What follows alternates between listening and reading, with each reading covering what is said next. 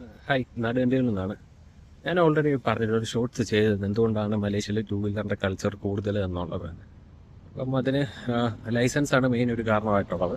അതായത് B2, B1, B class അങ്ങനെ 3 type licence.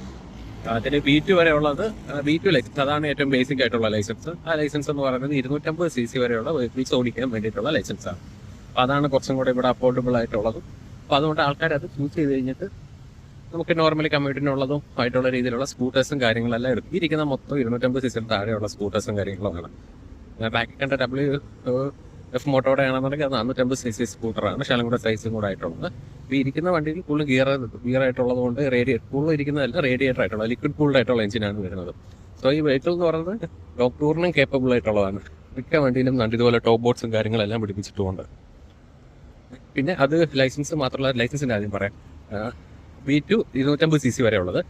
B1 എന്ന് പറയുന്നത് നമുക്ക് 500cc വരെയുള്ള വെഹിക്കിൾസ് യൂസ് ചെയ്യാനും, B ക്ലാസ് എന്ന് പറയുന്നത് നമുക്ക് സൂപ്പർ ബൈക്ക് കാറ്റഗറിയിലുള്ള കംപ്ലീറ്റ് വെഹിക്കിൾസ് യൂസ് ചെയ്യാനും. പക്ഷേ ഇതിൽ 2 വർഷം മുമ്പേ B2 എടുത്ത് മാറ്റിയിട്ട് ഇപ്പോൾ B1 എടുത്ത് മാറ്റിയിട്ട് B2ഉം B ക്ലാസ്സും മാത്രമേ ഉള്ളൂ.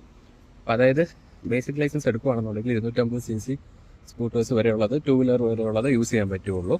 അതിനുശേഷം പിന്നെ B1 എന്നുള്ളതെടുത്ത് മാറ്റിയിട്ട് ഇപ്പോൾ B ക്ലാസ് മാത്രം ആക്കിയിട്ടുണ്ട്. B ക്ലാസ് ലൈസൻസ് 2 വീലറിന് മാത്രം എടുക്കണമെന്നുണ്ടെങ്കിൽ ഏകദേശം 1600 മലേഷ്യൻ റിങ്കറ്റ് വരും.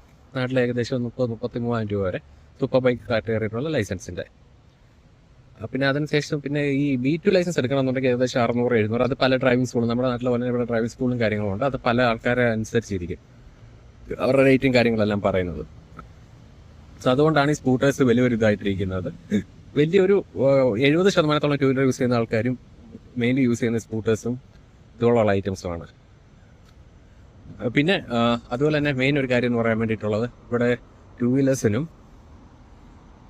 7 വർഷത്തേന് വരെ ലോൺ സൗകര്യമുണ്ട്. അത് ഇൻട്രസ്റ്റ് റേറ്റ് വളരെ കുറവാണ്. 3%, 4% ഒക്കെ ഇൻട്രസ്റ്റ് റേറ്റിലാണ് ഇവിടെ 2 വീലേഴ്സ് കിട്ടുന്നത്.